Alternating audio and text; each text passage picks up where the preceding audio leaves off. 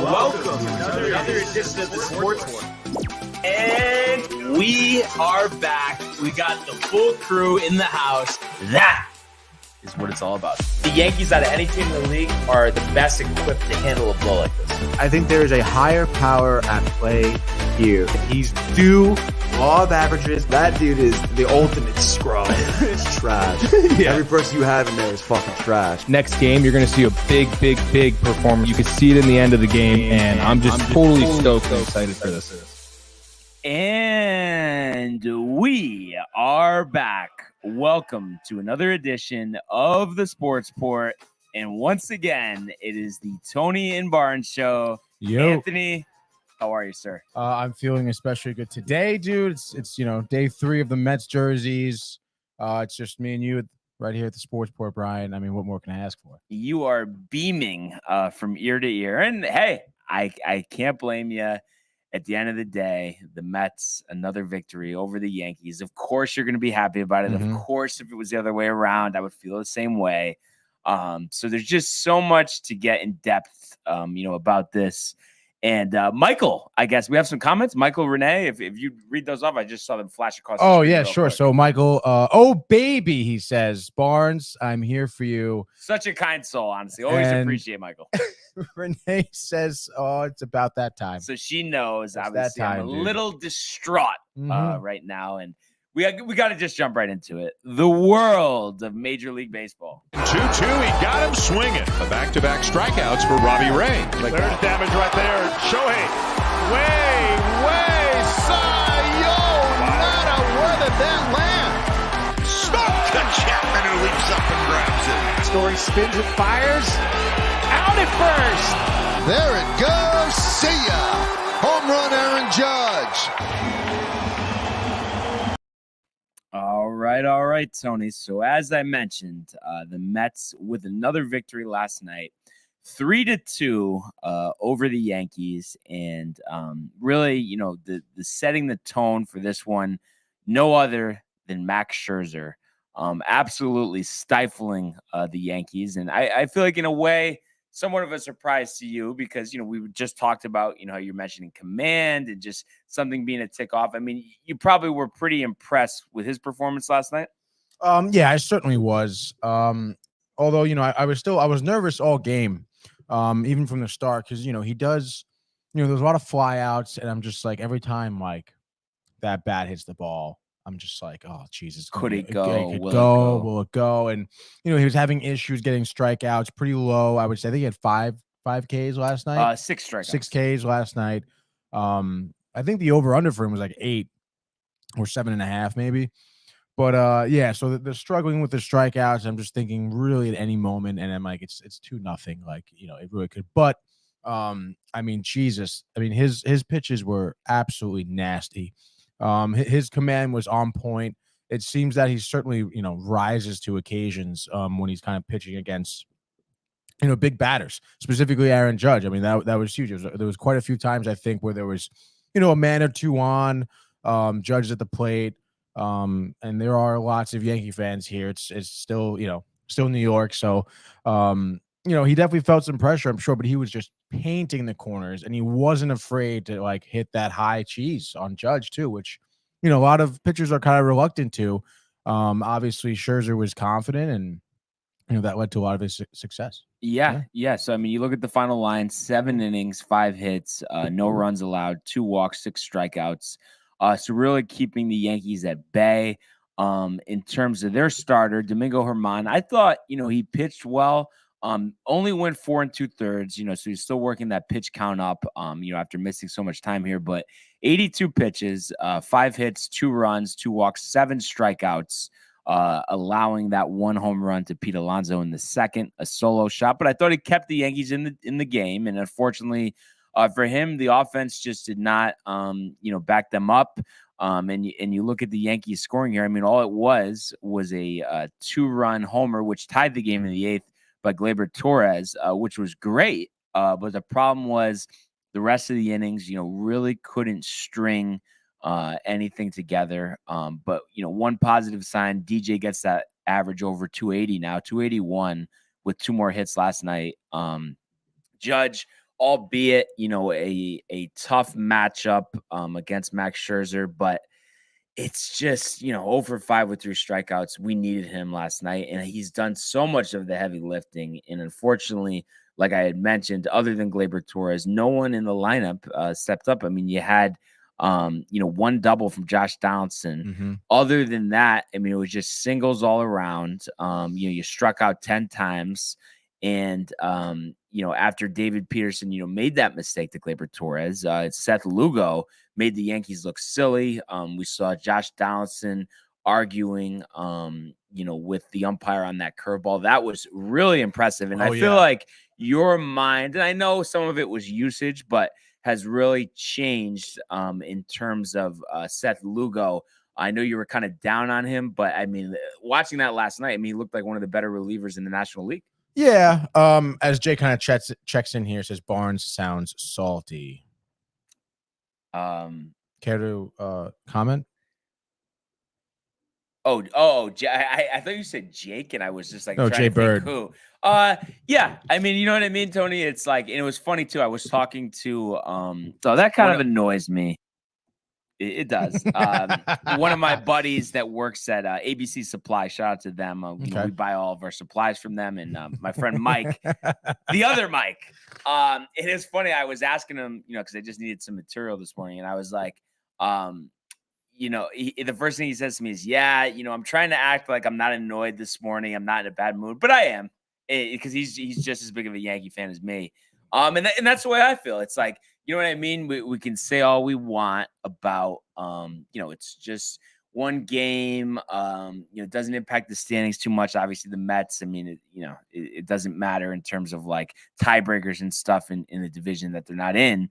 But it's still just annoying. And you felt like, especially last night, I know, the first game after that early lead kind of got away from you, but this game, you were right in it. You just couldn't get that friggin' hit. And I think the problem is, and, we'll get to, kind of somewhat of an answer after the game, the Yankees, a move they made. But the problem is there's too much dead weight in this lineup. And you look at the game last night. One guy that stands out is Josh Donaldson. I mean, I think, with more guys probably on the way, Josh Donaldson is going to be reduced to a part-time player. I think so. He simply cannot hit 226, strike out at a high clip, and slug under 400 and be an everyday third baseman. DJ LeMahieu is 10 times the third baseman that he is. Mm-hmm. And you're just, especially with the few errors he has too in the season, it's like, and then he has the attitude still. It's like, bro, you're an embarrassment. Yeah. And so you look at that, and then Kyle Higashioka, I know, Trevino can't start every game, but he's just dead weight offensively. So you look at that. And then, I mean, I know IKF, he's on somewhat of a hit streak, but it's just, I don't know. He's still, despite hitting, 275, he's just a singles hitter with a kind of mediocre glove. So I would like to see, like I mentioned before, Oswaldo Peraza, come up. I think he'd be a boost offensively and defensively over IKF, and he'd be a great utility backup guy. But the only problem is he could be moved in a potential deal for Luis Castillo, or, of course, Juan Soto. But, we'll have to see. But I think after the trade deadline, that'll be kind of sorted out. And then, I mentioned this yesterday with Rizzo. I just would like to see some more consistency out of him because the offense really goes when he is going at the same time as Judge and LeMahieu. And, of course, right now you're down Stanton, so hopefully, he gets that Achilles issue right. Because you plug him into the lineup. Matt Carpenter has been slumping since the All-Star break, but I mean, did you really expect him to keep up at that pace? I think he'll turn it around, and I think, him coming back to the stadium tonight is going to be big. So those are the things, you want more consistent effort offensively, and against good pitchers. Don't be scared. You know what I mean? And I just feel like it's like they're not adjusting to these tough pitchers, and it's like they're too tentative. And sometimes, and Rizzo does this, but it's like you got to just choke up on the bat and just drive the ball up the middle. Stop worrying about launch angle and hitting it into the seats and trying to time. Like, just react to pitches. I think that's another thing. Like, I think too many times they're sitting on stuff and they won't even swing. And it's like, you got to adjust, man. If there's a fastball right down the middle too, and it's like, don't like, oh, just before the at-bat starts, I'm taking the first pitch. If he gets the 3-0, I'm taking the pitch. Don't do that. Just read every pitch because you need to take advantage of opportunities if a ball's right down the middle. And I think Judge let one go, and he does that from time to time. It's hard to blame him, though, because he has a pretty good batter's eye, but at the same time, he has a great perception of the strike zone, except with a slider. Yeah. Like I think we've been talking about this forever with him with the slider. It got him last night, and Got him a lot last night. Like I've said it a million times. I mean, he's my favorite, player of all time, but I don't know if I've ever seen a guy at his caliber struggle with the same exact pitch in the same exact location as much as he does with the slider. I mean, Stanton is the only one that comes to mind. Yeah, true. Dude, it is honestly unbelievable. Like some of the pitches, like honestly, Barnes, he has to know a slider is coming. Like he has to know. Yeah, like it's like that's the thing that aggravates me. How many times does an opposing pitcher try to get him with a fastball low on the outside corner away? Yeah. They don't. No. So it's like, come on, man. I mean, obviously the numbers speak for themselves. But I've said this a million times. Imagine if you could figure that part out. I mean, are we talking about, a Barry Bonds type season? It kind of feels like it because that's just, his one weakness. So, the offensive effort, last night was just disappointing. And I know Max was on the mound. But, to look like embarrass yourself against Seth Lugo. I just think there's just no excuse for that. And I know he was working the strike zone and stuff, but you got to have recognition on some of those pitches. And it's just as far as the pitching was concerned. I mean, I thought, the bullpen pitched well, other than of course Wandy. And this is a product of, and I know, I mean, what did you think? Honestly, I get it because I mean, you trot out Wandy to face Pete Alonso in the 8th inning instead of Clay Holmes. He might go deep on the first pitch. But what did you make of that decision by Aaron Boone to go with Holmes in the 8th? Rather than saving him for the 9th.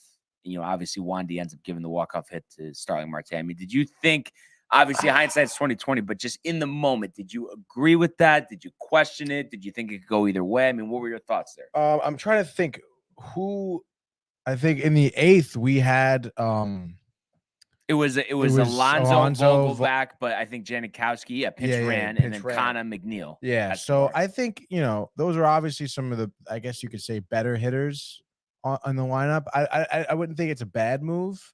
I mean, I don't know. It's still even with that. I thought it was a good move in the moment. I guess short answer here. Yeah. And I know he had pitched yesterday, but my whole thing was he only threw 4 pitches. Instead of doing that, though, why not keep Lewinsky? Yeah, true.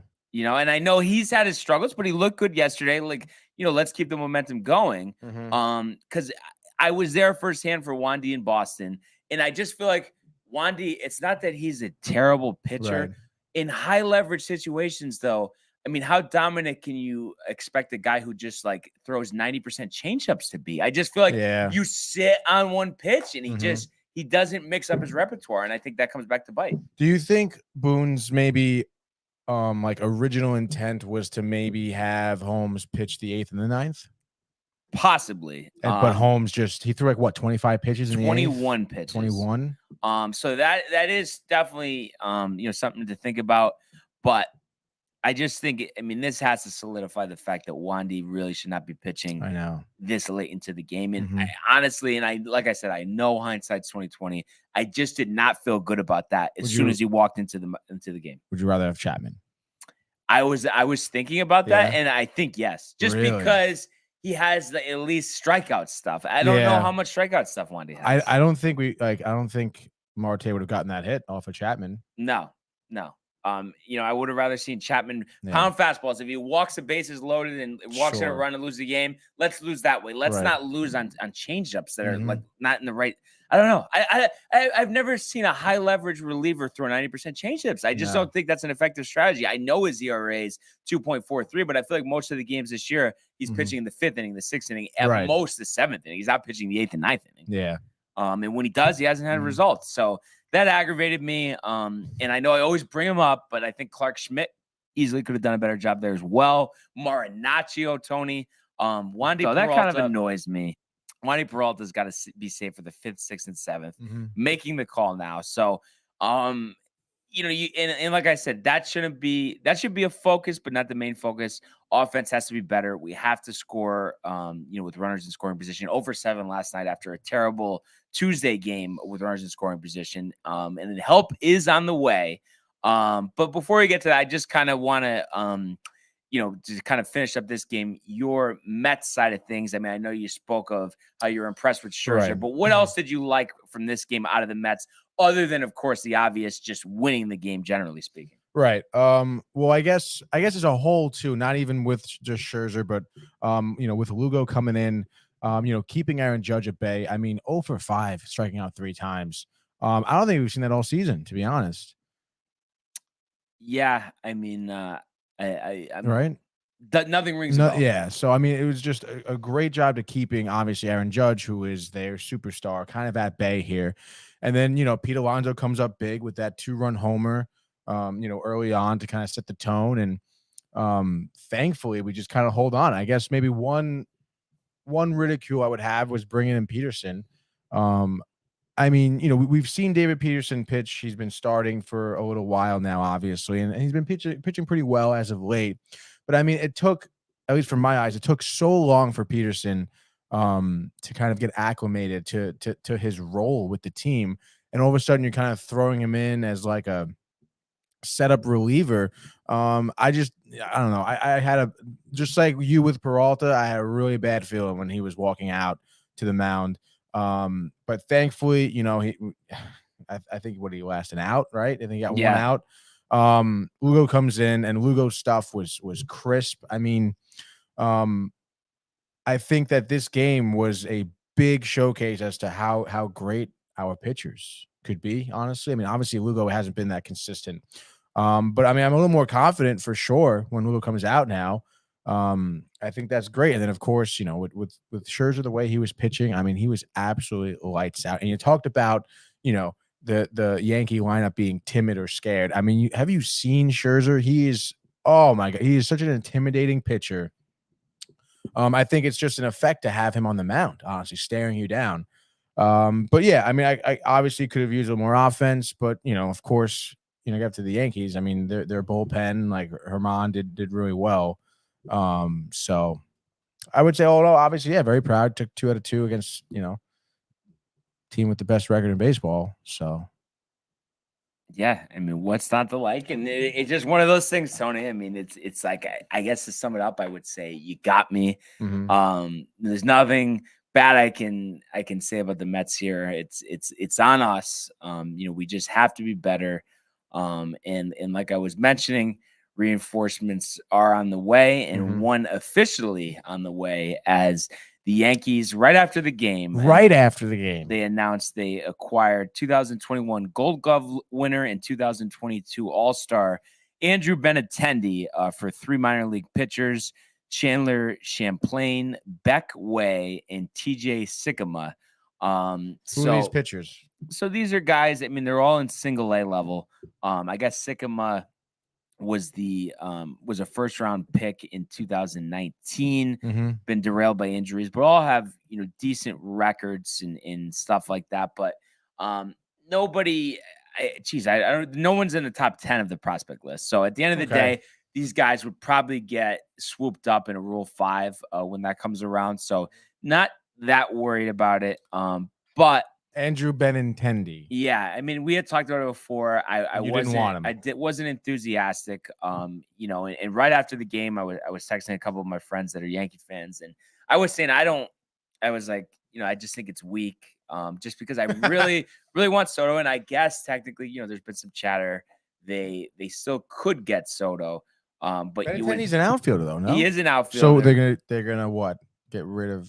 What are they gonna do? Well, they would have to get rid of Hicks. Gallo. Well, Gallo, I mean, that's an assumption that he's gone. But just in terms of Benintendi, I mean, I think there are some good, and I think I'm just very annoyed the way they've been playing recently, and the fact that, like, I just feel like it's, even though I see where he fits, Tony, The problem, the thing that just irks me is it just seems like here we go again, always trying to go bargain bin instead of getting the best guy available. Yeah. But then when I think deeper into it, I mean, he does provide things that can be helpful to the Yankees, and one being a Gold Glove. So no longer do we have to have Matt Carpenter playing right field, and really maybe even in the field at all. And so you think about when Stanton comes back, there's going to be a crunch for playing time, but I think I'm sure they'll be nervous, especially coming off the injury. But Stanton's got to play right, Judge in center, and then Benintendi in left, and then Hicks should be really a part-time player. But I know what they're probably going to do is have Hicks play right, Stanton DH, and then Josh Donaldson becomes that part-time player because you got to have Glaber and LeMahieu in the lineup every day. So we know what he does defensively. And offensively, he has one of the highest contact rates in the major leagues. He's hitting about 320. Power has been weak this year, only 3 home runs, hit 17 last year. So, me, I've always been a big on, I want guys that can hit the ball out. But I think he's shown in his career he could be a somewhat okay power hitter. So I would imagine coming to Yankee Stadium, see an uptick in production. And the thing, though, really, either way, it's like he's basically taking the spot that should have been Joey Gallo. So obviously, tremendous upgrade there. And I don't think you could ever have too much contact because we've seen the Yankees time and time again, especially big games, postseason games, struggle to make contact. I think Benintendi, the approach is great, the left-handed bat. So it's better than I originally thought. I just hope that this isn't it. And I know Soto seems like a pipe dream at this point. I would love to have him, but I will admit it still is more important to get Luis Castillo and David Robertson or another reliever because we see what this bullpen is. It's an absolute shambles right now because guys are not pitching in the right spots. And I made the Tyler Clippard analogy, a few weeks ago or whenever it was. You take a guy who's successful in his role, you put him in a different one, and a lot of times, he doesn't succeed. So I think we can make very good of this. If we do get Castillo and Robertson, I think that'll answer really all of our problems. And I wouldn't be opposed to another reliever in addition to Robertson because I just really want that deep bullpen. And I'm sure there are some guys in the minor leagues that could help. And I mentioned, Schmidt could be a big part of the bullpen, but at the same time, he is talented, so I don't want to shuffle him too much back and forth between starter, reliever. Right. He probably should be a starter. I mean, he's got a few pitches. So I think it would benefit the Yankees greatly to bring in a couple of relievers and really, solidify that pen. And you just got to hope that Chapman can come back and at least be an 8th inning guy. I mean, if he's your 8th inning guy, maybe he pitches different in the 8th inning. Who knows? I mean, we've seen him obviously blow it from all angles, Tony. You don't need to tell me that.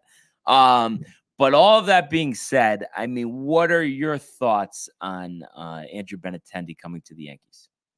Well, I mean, I also kind of like it. I know he's not exactly, your blockbuster deal that you would think, but the fact of the matter is, I mean, I think that especially with the last few series the Yankees have had, I mean, there's been a few shortcomings that have been pointed out, and a lot of it, I think, in your outfield, especially now with Stanton, having this Achilles injury. I feel like that could potentially be an injury that lingers too. You're really not sure. You're obviously hoping he's healthy for the postseason. So I would say, I mean, Benintendi, like you say, he's a good contact hitter. You can never have enough of that. And he is going to be an upgrade from your outfielders that you have now.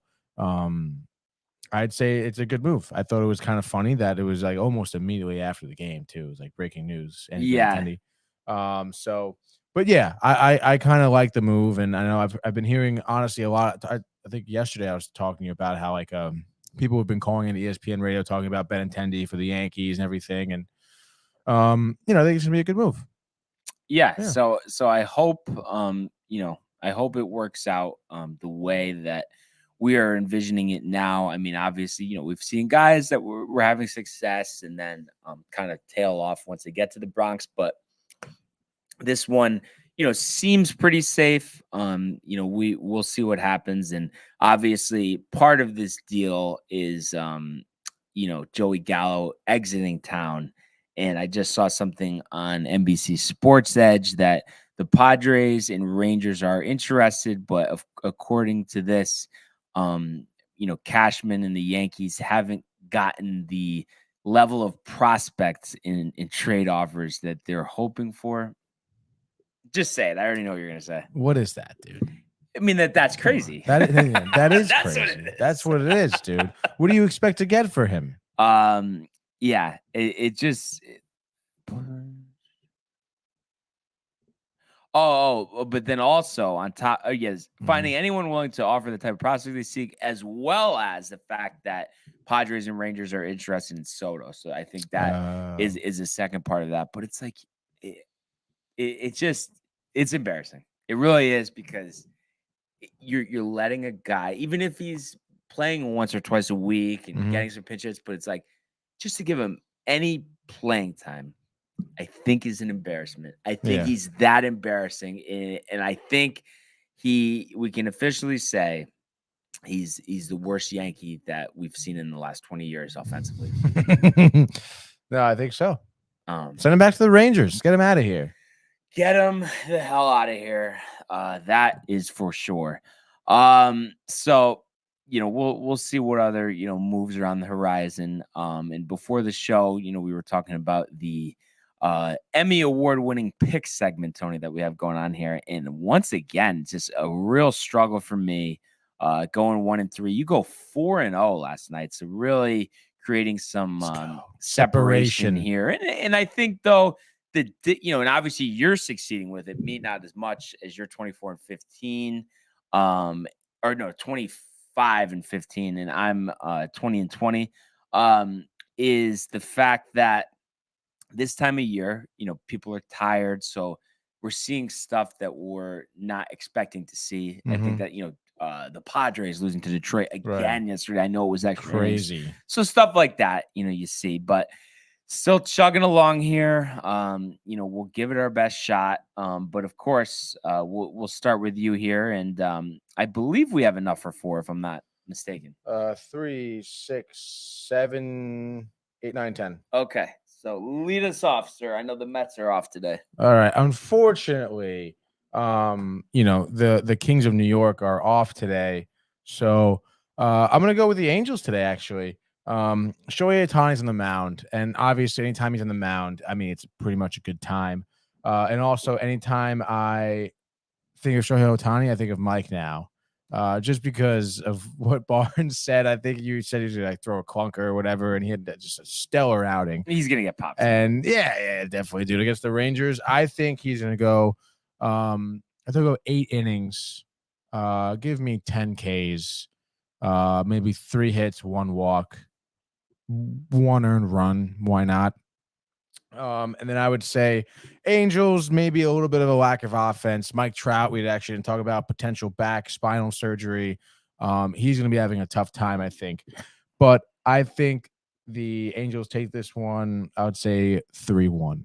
Really a shame, what's happening with Trout. And obviously we wish him well, and hopefully he can get back out on the field soon. Angels have won 2 in a row. I mean, albeit the Royals. And speaking of, Tony, Yankees play the Royals tonight, 4-game set in the Bronx. So perfect timing for this. I mean, the Yankees 5-10, their last 15 games. So really not playing their best baseball. What a place to turn it around. And I think it starts with tonight. And it's also a perfect matchup for the Yankees because, obviously we'll see what happens with Castillo. We know Herman's filling in for Severino right now.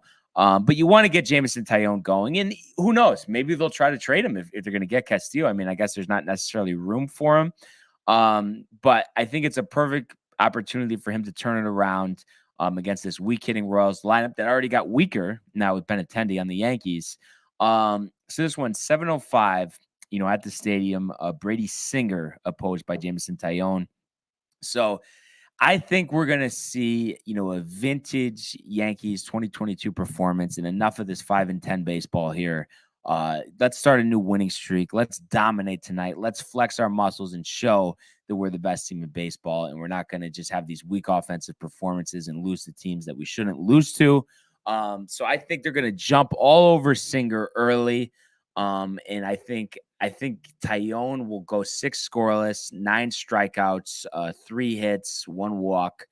And I'm going to say Yankees 10-2 tonight.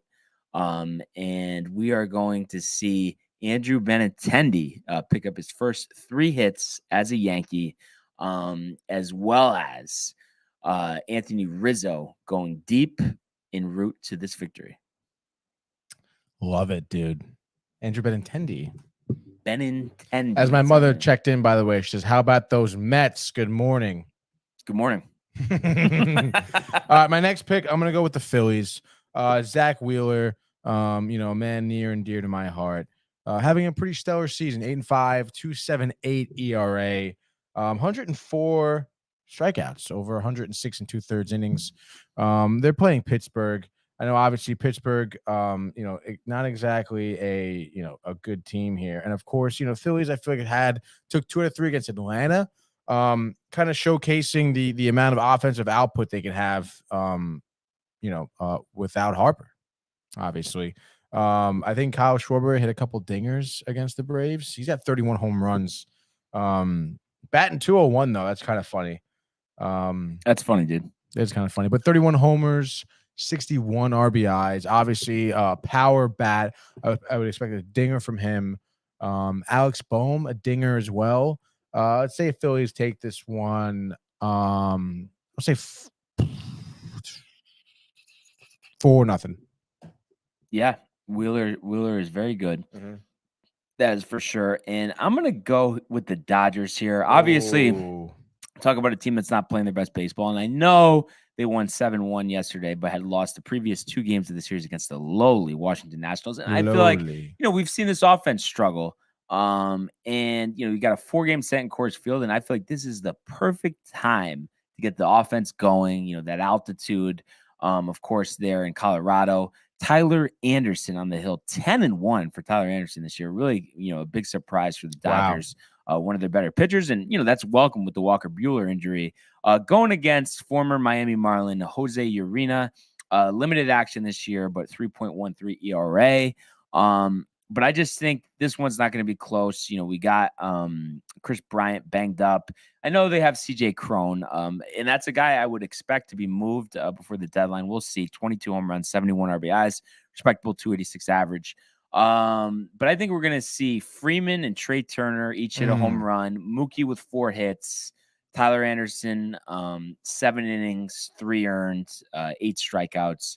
Dodgers 9-5 over the Rockies tonight. Like it. Oh boy, dude. A couple tough picks here for me, man. Do I go with the Reds again?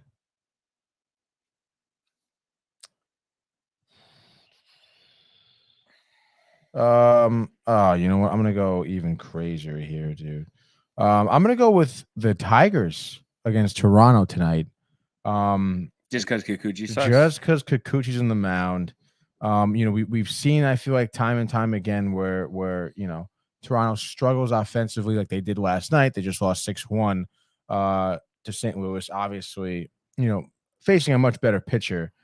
But I just have a feeling, that they're going to have like an off night offensively, and Detroit obviously just taking 2 out of 3 from San Diego, one of which they scored, I think, 12 runs, right? Yeah. It's very possible. I feel like Kikuchi, maybe a little bit, I feel like Toronto's bullpen. How good is Toronto's bullpen? Not that great, right? No. Right? No, not really.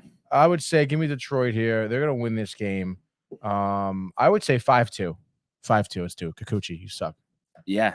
I mean, time to get off the mound, that's for sure. And I wouldn't be surprised if Toronto's in the mix for Castillo. I hope they don't get him, but you would think they would be interested. Yeah. So we got Fenway Park tonight, Tristan McKenzie versus Cutter Crawford. So Guardians, Red Sox, and Cutter Crawford is trash. The whole organization is trash. And Tristan McKenzie has been on quite the run. 7-6. WHIP is under 1 at 0.98. 3.11 ERA. 100 strikeouts, 107 innings. And, the Red Sox, 1 game under 500. Hyde Bloom came out yesterday and said that they're not trading Devers or Bogarts. So we'll see if they stick to that. wouldn't be the worst time to do that. But nevertheless, I think the Guardians are going to get better. The Red Sox are going to get worse. And in a tough place to pitch and dominate and not allow runs, I think Tristan McKenzie, 7 innings, 12 strikeouts, 3 hits, no walks, no runs. Guardians, courtesy of 2 Jose Ramirez home runs, 4-0 over Boston. Love it. All right, last game, huh, dude? Yeah. Ryan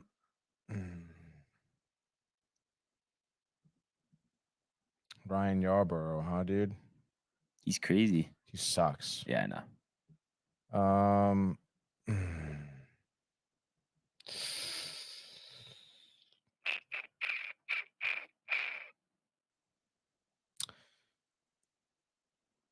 Yeah, I guess give me Baltimore tonight.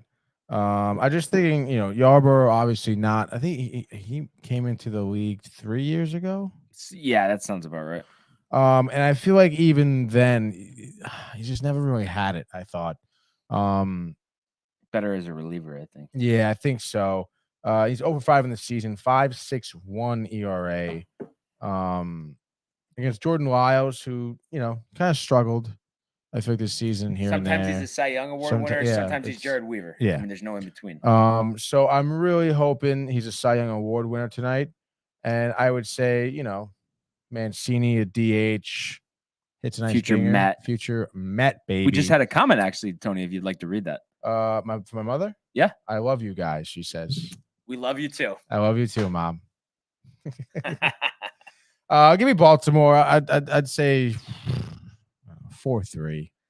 Playing well. That's for sure. They are playing well. Last pick here. Miami? No.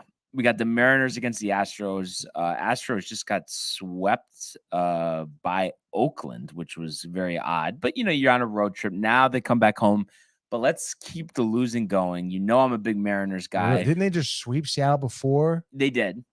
So, revenge, plus Logan Gilbert, Tony. I've mentioned him a lot this year. Yeah, that's true. 10-4, 2.77 going against Urquidy, 9-4, 3.93. Never was a fan of his. And Julio Rodriguez, I think, struggled his first game back, but then hit a home run. Next game, something with a bat problem, I guess. So I like the Mariners here.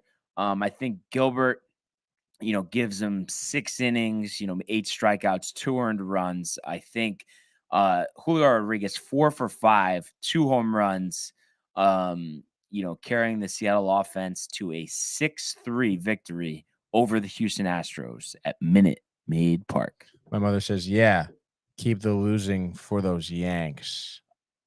Tony, you definitely are texting her over there. No, I swear. I swear. Well, this is all my mom. You don't need to. It runs in the family. You like chirping Yankee fans. But we'll talk about this in a couple of weeks. We'll see what happens. As For far the Yankees? as I'm saying, as far as the Yankees Mets at the stadium, I think. Oh yeah, we'll get some revenge there. Don't worry about that. So yeah, I mean, I just really hope tonight is the start of another good run for the Yankees. Great opportunity here. So let's keep, chugging along here. I'm excited to see what Benintendi does, even though, like I said, the initial resistance, but do like the fundamentals. And I think sometimes the Yankees haven't focused on that. And this is a perfect example of focusing on that. The glove, the contact, and just an all around solid baseball player. What do you think about the power though? I mean, do you think that we're going to see an uptick, at Yankee Stadium here or? At home, yeah, Yankee Stadium, yeah, definitely. Because I feel like a nice solid swing. I mean, it's got to go, no? Yeah, exactly. I feel right? like that ball carries really well, and he's got that nice fluid swing. So yeah. And the one thing I like too, is he always has actually hit well against the Yankees. So instead of him going to Toronto, going to the Rays or someplace, we have them. So I think. That's a good thing, of course. And it looks like we have a couple more comments from the chirping section. My mom says the Mets are better, Barnes. Sorry. Well, do you know if they did play in the same division right now, the Yankees would have a 4.5 game lead over the Mets. So despite the 2 victories, well, you can't say that. You can't say that. The same division. You can't do that. You can't do that. Can't do that. But let's wait till the end of the season. It's 2 games. Oh yeah, that's right. Yeah. I'm not happy about it. Don't get me wrong. But Two big games. John and Susan were talking about on the radio last night. Even the 1998 Yankees played terrible. I think they might have lost 14 out of 16 at one point. Around this time, a little later in the season. But so not to a team like the Mets, in the Dodgers, Tony. The Dodgers. I think it was the year they went to the World Series. Same thing. You know what I mean? It's like every team goes through this. It's a long season. They're going to be okay. And obviously, I'm excited to see some more reinforcements on the way. But, just excited for the game tonight. So let's start there and, take it one game, one inning, one pitch at a time. Are they facing Greinke at all? They must be, right? Maybe tomorrow or Friday or the Saturday, maybe? They got to. You got to do that. I was just going to get the pitching matchup. Sometimes Saturday, Greinke versus Cortez. Okay. Yeah. Greinke, we've popped him before. I know he's had some starts, but no, yeah, you have popped him before. We definitely have popped him. So let's get going, Yanks. It's time to change the narrative here.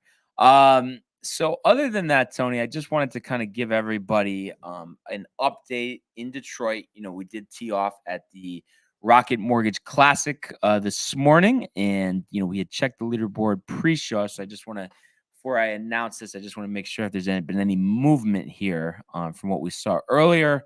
I know last I checked, Finau was in the lead, but right now, yes. So through 15 holes, Tony Finau 6 under par, and he is one shot clear of a few golfers here at 5 under par. Wow, there's a ton, but notables in that group, Webb Simpson, Zach Johnson, and yeah, that's actually really it. I mean, so very early in the tournament. So we'll, see what happens. Last year's champ, Cam Davis, 4 under par, as he gets his tournament going. So this will be fun. And a lot of guys, like Jason Day, really fighting, for positioning here in the FedEx Cup. Max Homa hasn't teed off yet. I was trying to see if Cameron Young has teed off, but I don't see his name on here. So I want to say that he hasn't teed off either. So those, were our picks. So we'll see. Ricky Fowler 1 over through 15 holes here, tied for 68th. So Rocket Mortgage Classic will keep you in the loop regarding that.